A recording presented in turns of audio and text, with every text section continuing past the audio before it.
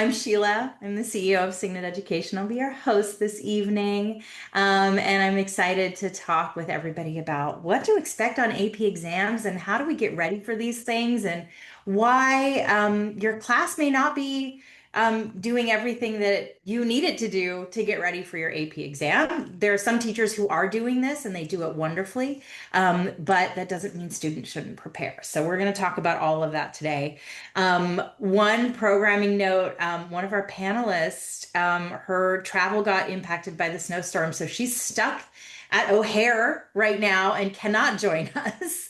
But I did manage to have a quick call for her and got a lot of her wisdom, not all of it, but a lot of her wisdom that I will be able to share with you on the AP English side of things. She's an AP English Lang and AP English Lit tutor.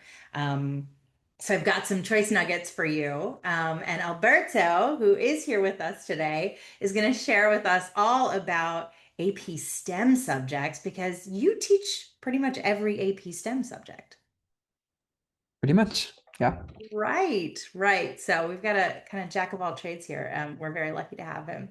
Um, so let's start there. Alberto, will you give us a quick introduction of your kind of educational background and how you like to work with students in a quick nutshell, if you can? Yeah, absolutely. I love working with students of all levels. I particularly enjoy working with kids that are going through those late high school years. I remember my high school experience very fondly. I remember going through many AP courses myself. So I like to just sit back and make sure that we're taking things one step at a time. And, especially, I think the scariest part with STEM APs is that the material can accumulate very quickly. And even if you understand some of the later stuff closer to the exam, some of the beginning stuff that you covered 6, 9 months ago, might be a little fuzzy. So, there's a lot of tricks to pick up along the way, and I'm excited to get into it. Awesome. Thank you so much. Yeah, I mean, I think the AP exam is an interesting year-long kind of culminating exam. And that's not how we normally do things. I mean, but a lot of classes you will have a final exam at the end of the year, but it might be more focused on the more recent semester, right? But AP exams go all the way back to the beginning of the year. And I know I can barely remember what happened last week. So I know that students are going to struggle to reconnect with some of that material. So before we get into kind of exam format and, our best advice for prepping and things like that, I do want to talk a little bit about how AP exams factor into the college admissions process. So first, I want to say colleges aren't looking for a certain number of AP classes. AP is really branding that the College Board has come up with, and it tends to be the more rigorous version of a subject that a high school will offer. Not every high school offers AP exams, and they can still offer very rigorous classes. There are some schools that offer more rigorous classes than the AP level. And so they've moved away from offering the AP curriculum in their schools. So AP doesn't really mean much to college except as a signifier of rigor, but there are other ways that rigor can occur outside of the AP curriculum. So that's the first thing I want you all to know about APs. We see all around the country kind of this like um, arms race of APs, people just trying to take as many as possible, take them as early as possible in high school so that you can get to, some AP level or number of APs that you want by the end. But that's not necessarily always in the best interest of a student, just generally in terms of their workload and mental health, but even in terms of their college application. That's not always the best strategy, right? So if you have questions about that, we could talk about that later. We will have lots of time for questions. But the second thing I want you to know about AP exams is that when a student does submit them with their application, they're not rising to the level of importance of the overall GPA or of an SAT or an ACT score, or even the essays or extracurriculars or all of the other things that you might be submitting with your college application. Research done by the National Association of College Admissions Counselors shows that AP exams rank somewhere around 10 to 12th in importance. If you list all of those factors and you ask a bunch of school, what do you think of as important in the process? So it's not really at the top of our list of things. That doesn't mean you shouldn't spend some time and energy on them. If your student is going to go through the trouble of taking an AP class, they should probably take the exam. And if they're going to take the exam, they should study and try to do their best on it, right? We want to capture and document the knowledge that they have learned. And an AP exam is a great way to do that. Is there anything you would add to that, Alberto? Yeah, I mean, I think you captured a lot of it. I think I'll double down and stress the importance that, APs are a good introduction to what college level rigor classes are and a good indicator that you as a student are ready for that kind of rigor. But outside of that, they're not like a make it or break it kind of deal. I remember taking quite a few AP classes and thinking that, my whole college application depended on it. And then once I got to college, I took many of those classes again and just kind of learned all of those things from scratch, often even better than how I learned them when I was in high school. So they're often less high stakes than people make them out to be, but that doesn't mean that they're not a good experience. Yeah, that's a really great point. It reminds me of one other thing that I wanted to say about APs and college. There was a time way back in the olden days when I was applying to college where if you got certain scores on your AP exams, that would count for college credit. And every college sets their own policy about what score in what exam converts to how much credit. More and more these days, colleges are moving away from assigning credit for AP exams, but they will sometimes use them for placement, right? If you've taken this level of calculus, then you could start at this math class and you don't have to take a separate placement exam, or maybe for your foreign language or something like that. So it is still possible for students to earn credit for their AP scores. It is less common at the highly selective schools these days. That was a different story 25 years ago. Okay, great. And as I put in the chat, if you all have questions, feel free to put them in the chat. We'll take them as they come. So don't be shy. All right. So, Alberto, we want to start with what does a typical AP exam look like? And I know it's different by subject, but if you can give us a couple examples, I think that would be helpful orientation to the landscape. Totally. I think the overarching theme is usually to have a bunch of multiple choice questions that are getting into the nitty gritty of just the technical things you've learned throughout the course. And of course, again, I'm thinking specifically about STEM AP exams. You'll have your multiple choice question section, and usually those will really be the majority of the questions and the majority of the test. But then you will also have your free response questions, which are kind of more traditional, kind of science and math exam questions you would see and you would work on. And those are it's more so important for you to be able to show your work and be able to sort of explain in a written way your thought process and be able to convince the grader basically that you know what you're doing. So there's a whole strategy of, how do we maximize our score in the multiple choice question based off of the information that I know. And then the free response question is really more so about how do you tell a story of the information you've learned and how you're putting that together to answer these usually real world related questions, right? A little more applied, right? Yeah, Yeah, and those free response questions, as you're sort of indicating, you can get points, right? Kind of partial credit for your responses, right? absolutely. So it's Yeah. the process of how you get to your answer more than just the answer itself. And usually the questions themselves will be segmented in a way that makes it digestible and makes it so that, okay, maybe I don't know how to do the whole problem, but I really know how to do this part. So let me make sure that I get all the credit for that. And let me put the thoughts that I have for this other part, and try to get as much partial credit that I have, right? Great. It's not all or nothing. So you talked about STEM exams. On the humanities side, they're not that different. There is some portion that is multiple choice, and then there's some portion that's free response.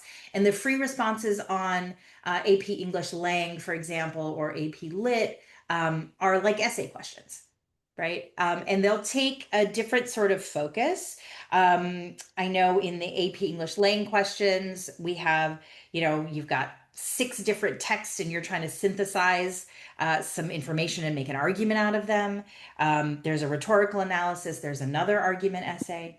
In the literature exam, you've got to do an analysis of a poem, an analysis of fiction, and then students have a chance to bring in their own work that they want to talk about and talk about some issue or element within it. So that's one that you can really prepare for ahead of time. It's not like, surprise, here's a poem, now write us an essay. um, so, of course, there are specific ways to prepare for those exams, and the sub pieces of it. But I think one of the things I want to stress is that being prepared for the format is, I don't know if it's half the battle, but it's a big portion of the exercise here, right? Like getting ready for these exams means understanding what kind of questions you're going to be faced with. How does that play out in the way you work with students, Alberto? Like just preparing them for the format? Um, I think you cut out a little bit at the end for me. I think my connection might have been unstable. Would you mind repeating the first part of the Yeah, I question? was asking, how do you prepare students for that format kind of aspect? Yeah, I mean, I think the free response questions are typically really just directly applicable from the kind of work that we do. We just usually in sessions we work on problems and we just kind of go back and forth on both ideas and on how to explain going through the problem. So in a way I'm already directly kind of teaching them how to do that. For multiple choice, it's a little more interesting. I think I find myself just kind of iterating on going through timed practiced exercises, making sure that we're touching up on any concepts, especially those old concepts we haven't seen since September, making sure we're touching upon those. And really those last couple of weeks before the exam, just putting all of that together, taking practice exams, doing strategy, and making sure that in terms of timing, in terms of how we're delivering the content and the free response questions, all of that really is coming together to showcase the fact that you've learned, right? You've spent this whole year learning and mastering this topic. I am speaking while muted. This kind of brings me to the question of like, why prepare for the AP exam separately or maybe even in a different way than you study for that class that you might have on a Mm. regular basis?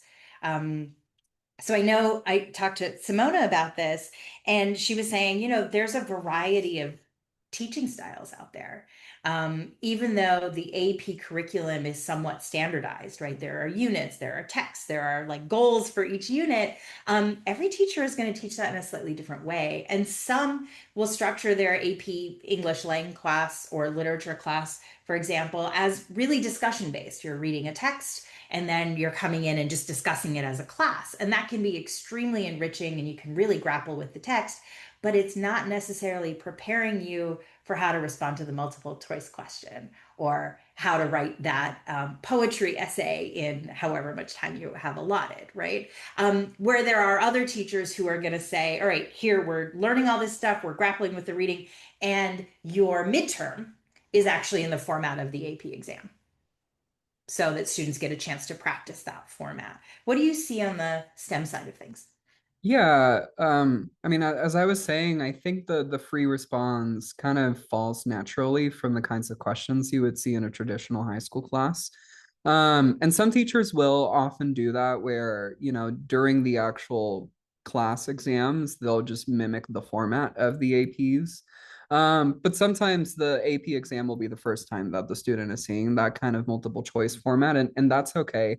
I think for STEM subjects, what it usually boils down to is, ideally you're just a master in the particular topic or the particular class that you're taking this AP exam for. But what I find is that the AP really usually has a very specific set of questions that they'll ask about each topic. So for each topic, you can just kind of go down a checklist and be like, okay, I know how to answer question type A, question type B. And it doesn't really matter if you see it in a free response or a multiple choice. If you know what the thought process is to go through those questions, then you should be able to get through them regardless of which section they show up in.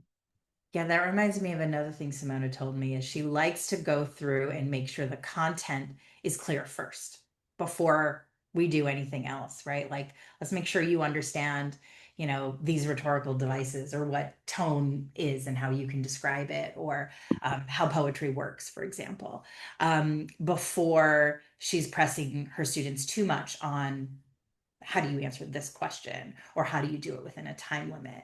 And that resonated with me. I do a lot of SAT and ACT prep with students, and I'm always talking about first we got to lock in this content, then I'll teach you strategies, because strategies can be helpful if you're shaky on the content, if you've got like your mind goes blank in the test or whatever, you can rely on some strategies.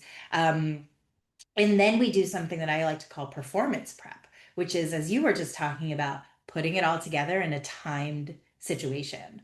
Because you can know everything you need to know, but if you can't demonstrate that knowledge within the kind of time constraints that they've set up, well, that's not really going to do much for your score, right? But first, we got to learn it well, and then we're going to learn how to do it faster. Okay, my next question, since I got that piece out. My next question is about common pitfalls, like things Hmm. that you see students struggling with all the time. What do you see, and how do you help them through it?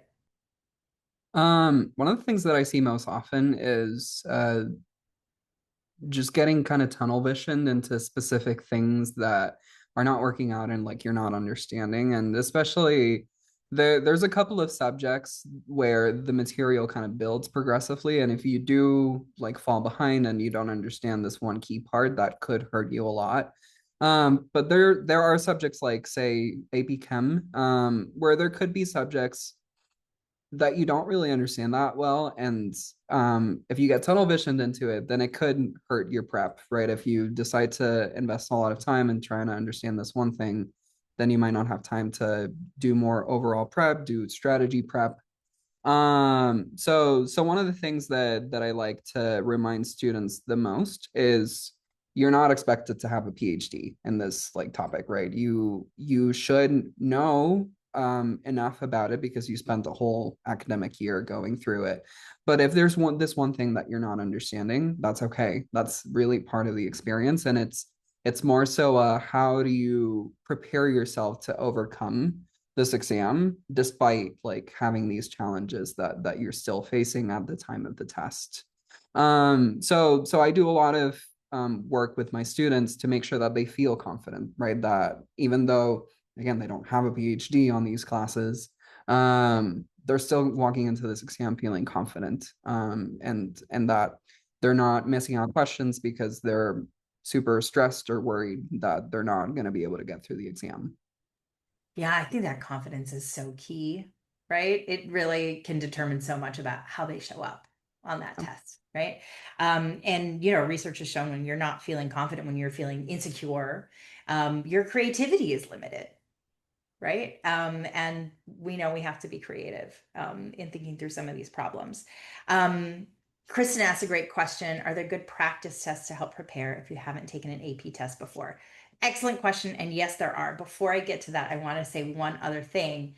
The place you can find these practice tests is on the College Board website. Quick Google AP English Lit practice exam. You'll get there. The other thing you can find on that site is something so fundamental to what Alberto was just talking about, We want to make sure students are studying the right thing, sort of in the right proportion, right? You don't want to go down a rabbit hole on some topic that isn't really often on the test, right? You want to spend more of your time reviewing the concepts that we know for sure are going to be on this test, not these edge case obscure things, right? And so on the College Board's website, you can also see a breakdown of what percentage of the exam is made up of these types of questions or corresponds to this unit of the AP curriculum, right? And that can be a really helpful guide in knowing how much time to spend on what thing, right? One of the first things I like to do with students is to take a look at that list of topics and say, well, what do you know? What don't you know? What do you kind of remember, but is probably rusty and we need to cover it again? What do we think? It's February. Teachers will still be teaching up until the end of April. What do we know we're going to cover in class? And what do we think might not get to? So I want to make sure we cover it in our tutoring, right? So that can be a really helpful tool with that. Okay, so let's talk about the practice test question, and then Sureka also has a great question here. So, Alberto, what kind of practice test do you like to use? Yeah, I mean, I think that the College Board is ultimately the best resource and the most accurate one. I especially know that they have a really good resource of old questions. Like if you go into the AP Calc website, I've gone through that millions of times where you can pull up free response questions from previous years and you can work through those and they have usually solutions that you can look at and you can, assess um, how exactly they want you to answer and explain your thought process. Outside of that, I think there's a couple different resources. Usually they're subject dependent for math, which is what I usually work a lot. I also like to use this one website called Paul's Online Math Notes. For some reason, this guy compiled this website and has information on all sorts of math subjects from like algebra related subjects all the way through college level math courses. He has really good explanations and really good practice problems. It's kind of subject dependent, but the sky's the limit. There's a lot of resources nowadays out there. But College Board is obviously the most accurate. Yeah, I think they keep 3 years of past exams on the Yeah. College Board website, but there are repositories of these things that go back further than 3 years if you need more than three practice tests. But like Alberto said, the free response questions, there are like hundreds of them that you could go through. Same on the humanities side, like that's a great place to go. If your student is enrolled in an AP class, they probably also have access to something called AP Classroom, which provides, daily practice questions if you want to do it and things like that. So there's great practice material there. There are, like Alberto said, lots of random sort of websites that have great material. I usually send my students to a couple of YouTube channels as well, not really for practice questions, but for like content knowledge if they need to like learn more about a topic. And then the last place I'll mention is there are a lot of great prep books, like Barron's, Princeton Review, Kaplan, like they're all pretty much kind of the same, and it is not going to be as good as College Board material. They're not real official materials, but they are good for practice and also have, useful review notes and summaries and things like that. Okay, Sarika asked a question as a follow-up to the comment about tunnel vision or rabbit holes. If you walk into the test without full command over all the material, will it be the difference between a 3 and a 4 or a 5? How do we gauge that? That's a great question. The safest answer I can give to not overpromise is that it's kind of test dependent. There are subjects for which the AP exams are graded in a very lenient way. And I can say from my own experience, I walked into my own AP Chem exam and my own AP Calc BC exam, and I was not a full expert in all of the questions, and I still scored a 5 on both of those. I think there's other tests where there's the scoring is a little more strict. So it kind of depends. Usually the answer is no. Usually the answer is that a 5 has a wiggle room to it. It just depends on the subject or the test on how large that wiggle room is. Yeah, and I think it also goes back to that kind of distribution of question content, right? There's some things like, yeah, if you don't know it, you'll probably still get a five, even if you miss that question. But like a really basic concept is going to show up a lot. And if you don't know it, it will harm your score a lot more. But I think the thing I want to highlight here is knowing how these things are graded is really, really helpful. Oh, Mia, just as you're asking, are they normed or on an absolute scale? So yes, Jakes, we have kind of a combination here because multiple choice, there's going to be one right answer. But free response, there's partial credit, right? And there's, we could say some subjectivity, though they are trying to um, keep that as standardized as possible. So, one of the things that Simona brought up with me is that she loves to teach students how to write the essay parts of the AP English exams by looking at what are called anchor papers and grading rubrics. These are publicly available also on the College Board website. So an anchor paper is like an example of a student response that received a five or received a four or received a three, and it's complete with the grading rubric and comments from the graders. So you can look at that and learn, oh, they really like when students do this, have a clear topic sentence. Or you can see how what a student did in their essay corresponds to the grading rubric, right? And that makes it a little bit more tangible. They can wrap their head around what are they looking for in these exams.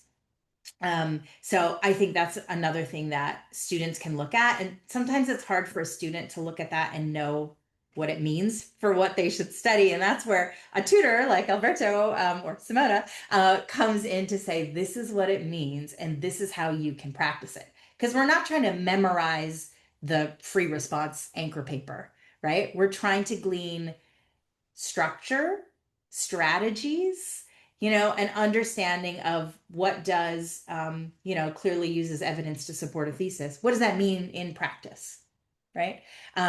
Is there something analogous to that on the STEM side, Alberto? I think they do have similar anchor response sets where the grading on the STEM side I think can be a little more objective, but at the end of the day it's still a prose response that you were writing to a technical question. So there's still a level of subjectivity to it, and it's still useful to go through those anchor responses and be like, okay, I see that they were able to explain this part of the thought process, and that got them a certain amount of partial credit, or they were able to cite this particular concept or formula, and that got an extra bit of partial credit, right? So I think it's also really important to be able to look at those and not only get an idea of what gets you all the way to a five, but be able to practice and be able to mix that into your practice as you're doing other kinds of practices.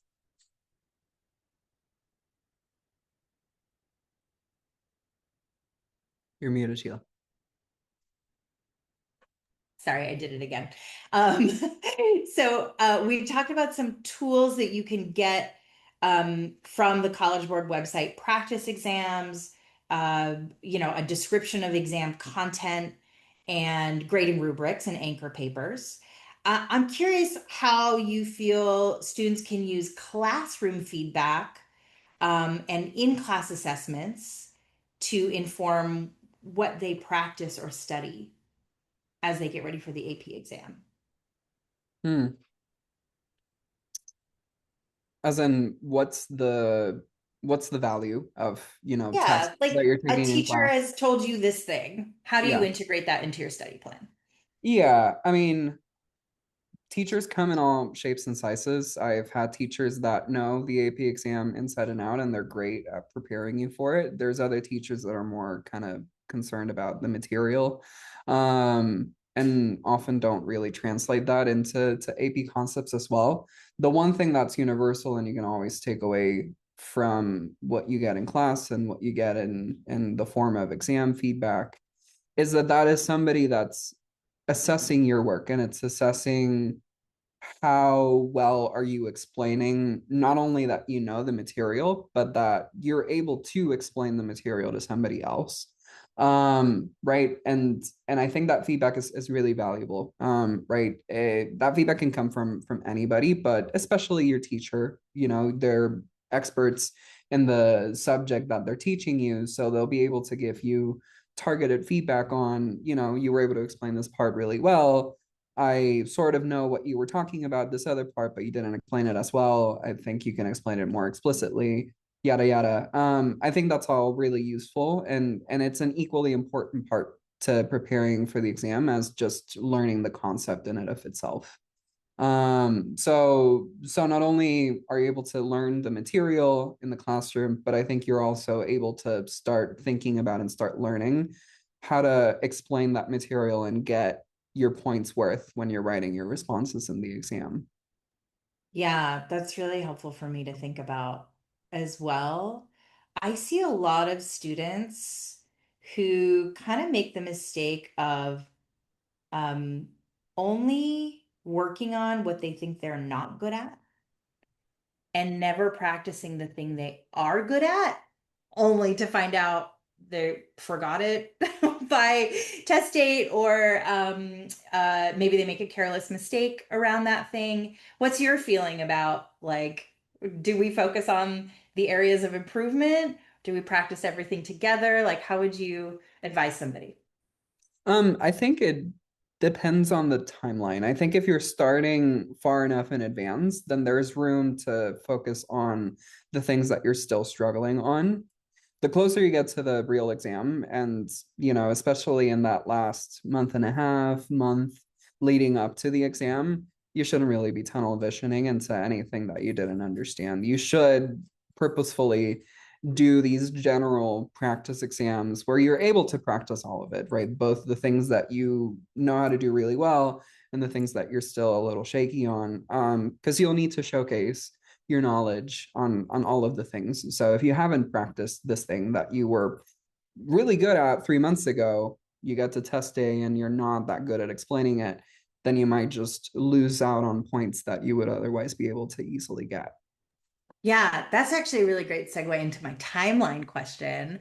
It's the end of February. These exams tend to be in the first 2 weeks of May. How should we be thinking about March and April? We got about 8 weeks, maybe 8 weeks and change. Where Yeah. do we start? And I mean, you just said within a month of the exam, you should be doing sort of practice exams, holistic prep, not just specific pieces. But talk us through that timeline. Yeah, I mean, now is the time to finish filling in any gaps. And it depends on your school and the way that your class is structured. Some people will have finished the material by this point. Some other folks are doing material all the way up to the AP exam. And you kind of just have to work with whatever it is you've been dealt. If you have the support of a tutor, then that makes it a little easier if your class is running a little behind. But regardless, what you should be thinking about at this point, and by this point, I mean end of February, right? About 2 months ish out. Um, you should be sort of taking inventory of what are the things that we've already covered and how is it all kind of coming together. Um, and I think it's also helpful to, like Sheila mentioned earlier, go through the College Board website and look at the syllabus that they have with the different partitioning of the score. Um, to again just start taking inventory, seeing where are the gaps, how big they are, both in terms of your knowledge and the score, and then start filling those out. Once the test starts getting closer and you're more into like early mid March, and definitely especially once you're in April, then you should already be sort of looking at the whole picture, taking full exams, and using full exams to maybe address, okay, I'm like not getting the questions on this particular topic, so maybe let me review that real quick. But in general, just doing general prep, working on your strategy, working on your timing, working on the quality of your free responses, um, and just putting everything together. But now is the time to really look at those gaps, where they are and how to fill them. Yeah, this is exactly right. I got a call from someone last week looking for AP prep, and he was like, I don't know if this is the right time. I'm like, this is so the right time. This is why we're doing this webinar at the end of February. This is the time. Kind of on that note is a question about where you think a tutor could be most helpful. I asked this question of Simona, so I'll answer from her perspective before I ask you to chime in on this. I asked her, is it better to bring in a tutor in the content review phase? Is it better to bring in a tutor towards the end to kind of clean up and maybe prioritize that last minute kind of prep?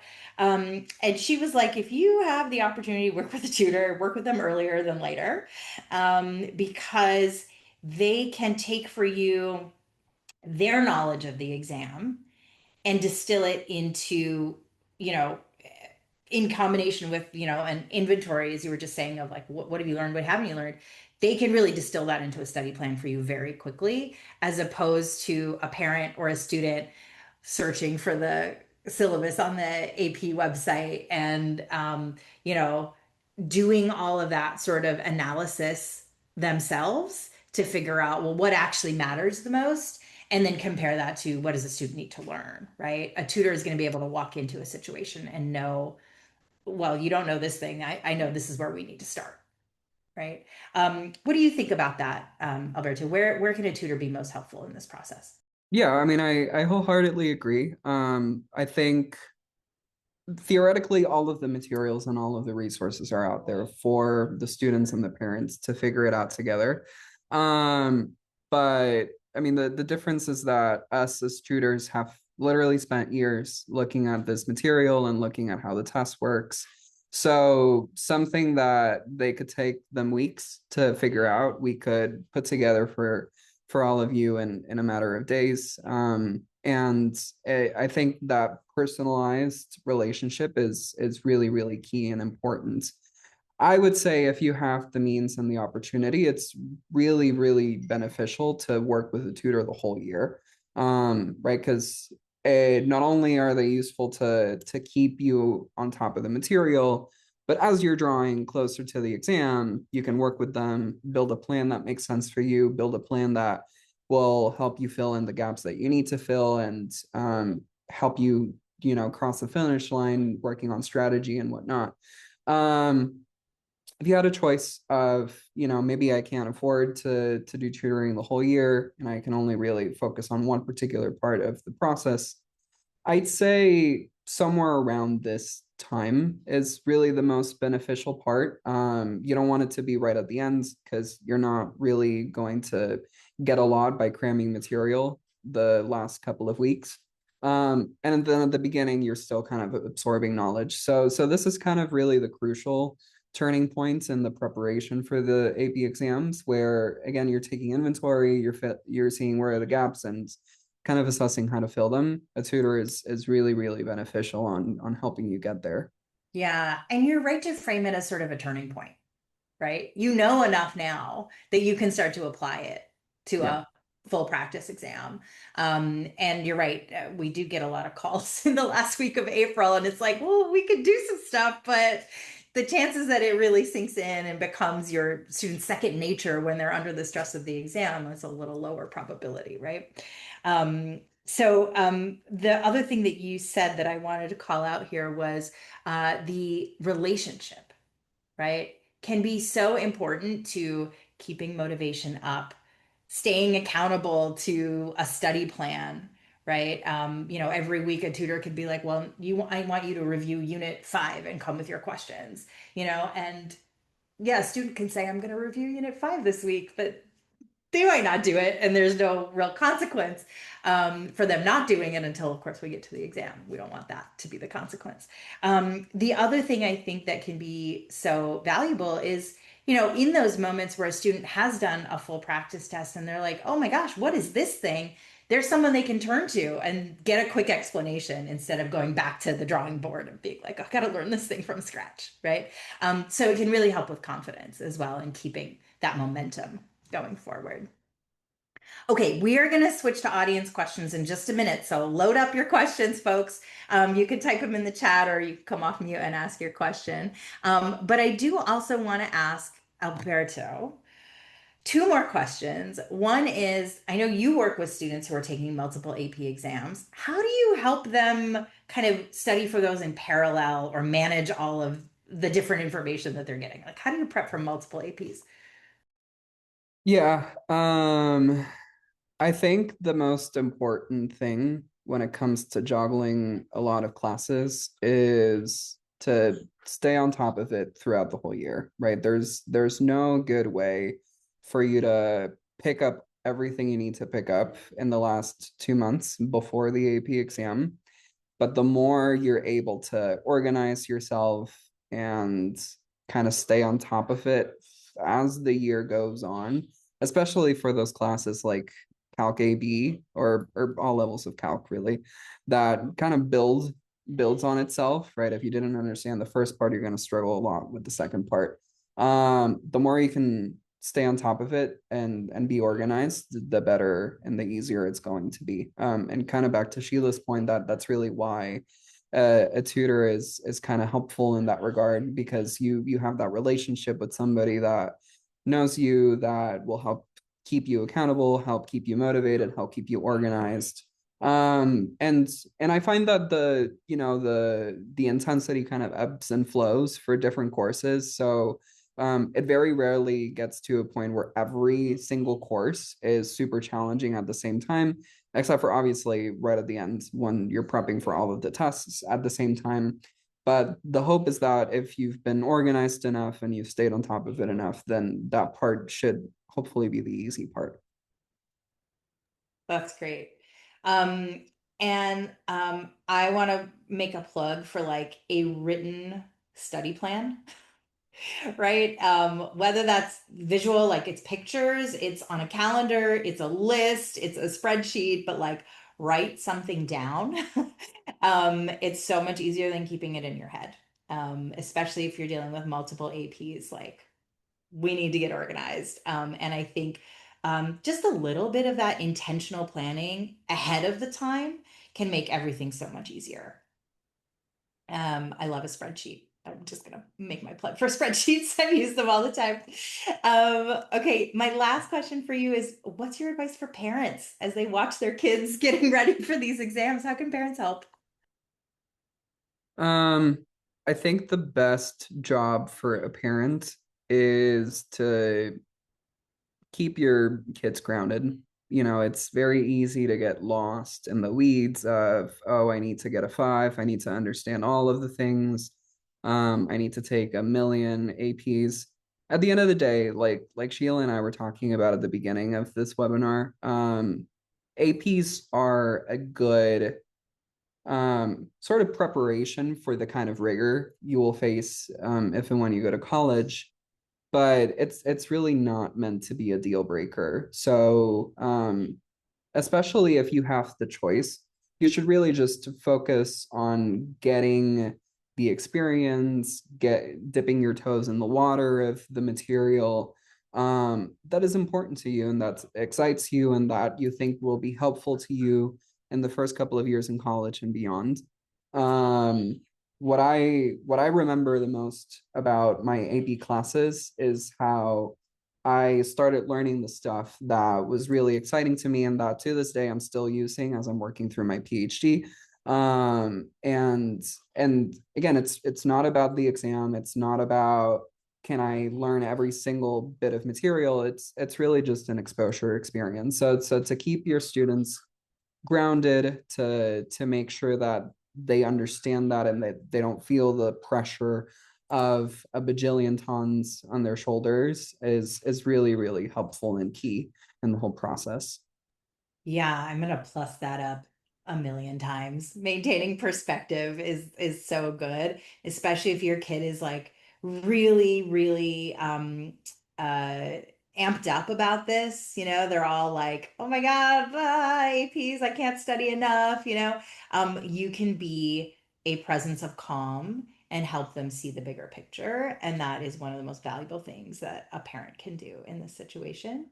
I will also say this is a great callback to a question. It's in the chat. Oh, Lisa asked if a student isn't going to a highly selective college, should they even take AP classes? Um, and my answer is most things around college admissions is it depends. As Alberto said, APs can be a great introduction for students around what will be expected of them at the college level, not just at highly selective colleges, but at any college, right? So it can be a great stepping stone to build that kind of additional skill, ability to manage workload, kind of think critically on like a different level. It's not just regurgitating answers that your teacher has given you, right? You do have to do a little bit of critical analysis and synthesis to do well in these classes. So in that regard, they can be great opportunities for students. I do want to say, to call back to something else I said at the beginning, is that colleges care about rigor, and AP can signify rigor, right? And it's not just the most selective colleges that care about rigor. All colleges care about rigor. They want to see you're taking the hardest classes that you can still do well in, right? And so if an AP feels like out of reach for your child, that's totally fine. Choose the level of class that is appropriate for them.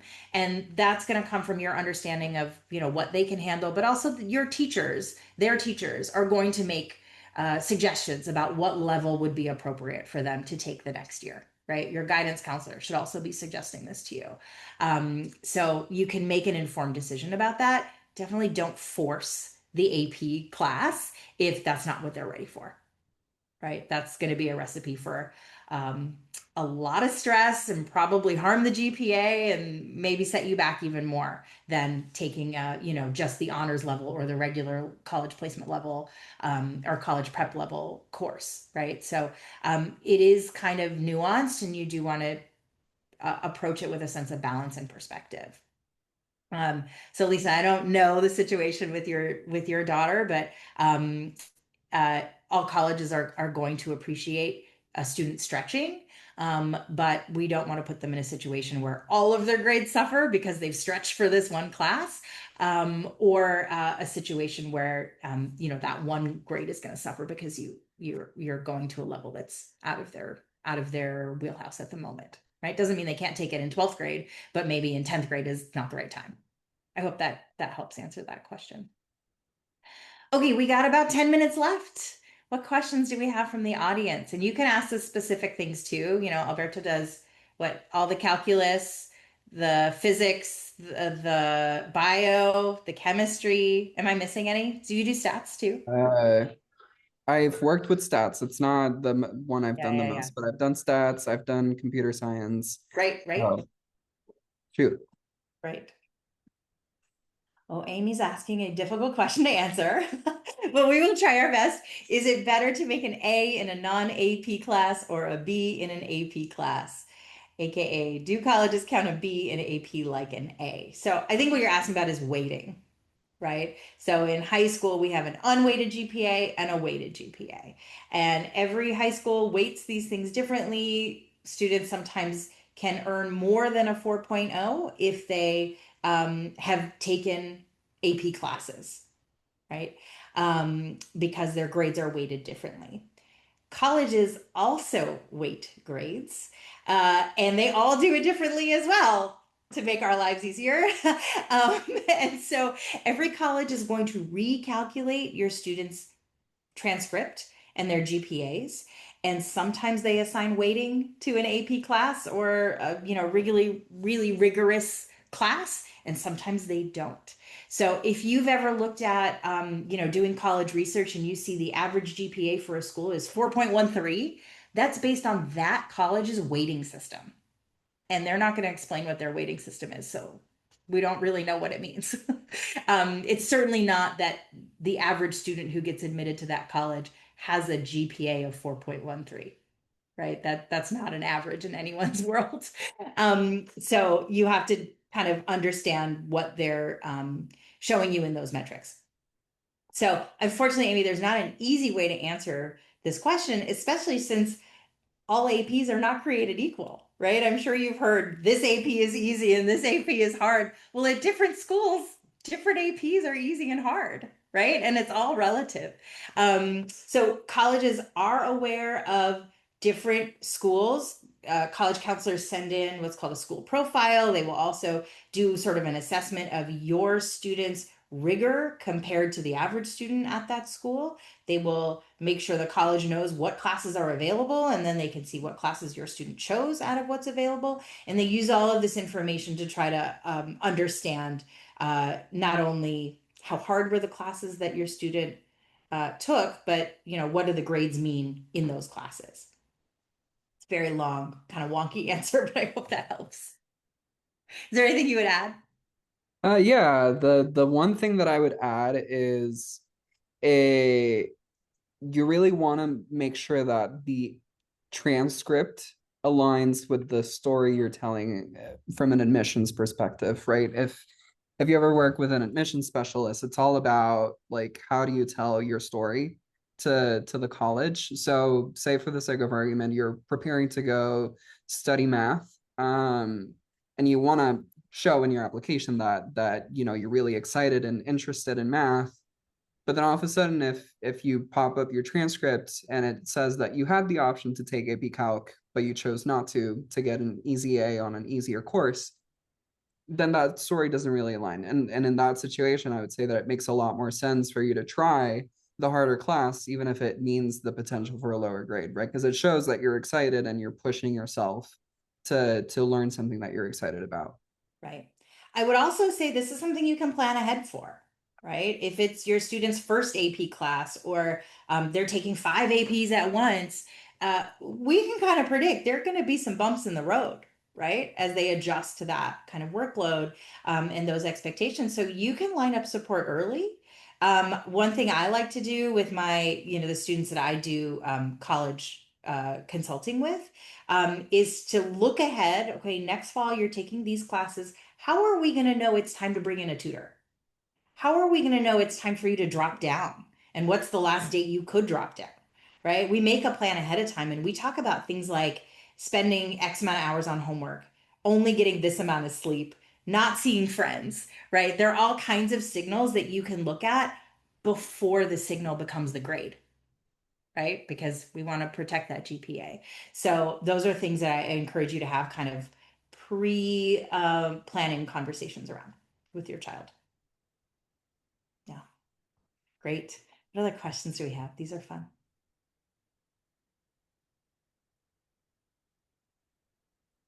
I do see a number of students sitting with their parents. When I saw some videos pop up when we first came in, I wonder if any of the students have questions, and if you don't want to ask it, you can make your parent ask it for you if you want.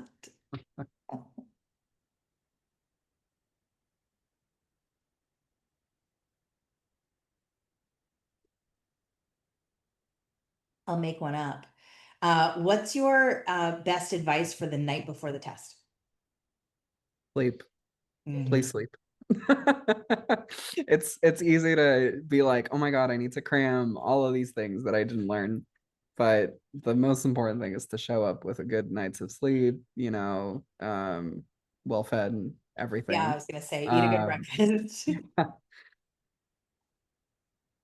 yeah, yeah. We might not have any other questions. In which case, I'll give you all 5 minutes back in your evening.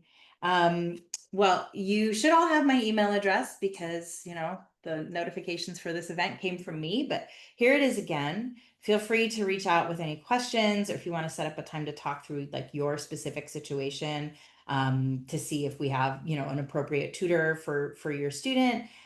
Let me know. I'm always happy to jump on a call, and I hope you'll join us for future sessions. All right, everybody. Thank you again, Alberto. It was really great to hear from you on all of this. thank you. Bye, everybody. Good night.